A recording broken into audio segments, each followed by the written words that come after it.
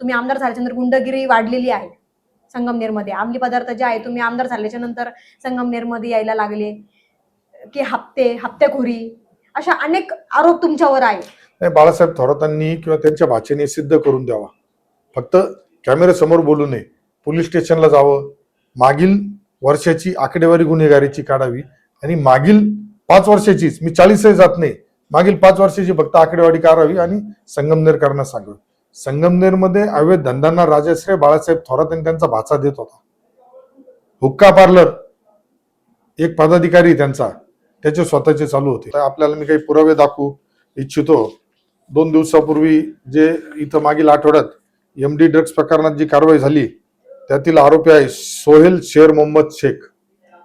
हा 103 ग्रॅम वजनाचा MD अंमली पदार्थाच्या सापडलेल्या याच्यातला आरोपी आहे, हे आपल्या माहितीसाठी. आणि याचे संबंध जे आहेत हे बाळासाहेब थोरातांबरोबर आहेत. आता मला सांगा, तुम्ही कोण अंमली पदार्थ हे करताय, कोणाच्या नेतृत्वाखाली? हे काय थोरात त्यांना केक भरवताय? बरं, हा एक वर्ष नाही ना, दरवर्षी तुम्ही त्याला केक भरवताय वाढदिवसाला.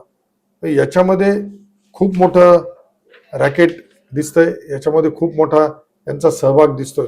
त्यामुळं बाळासाहेब थोरातांनी हे आरोप माझ्यावर करण्याआधी स्वतः खात्री करायला पाहिजे होती.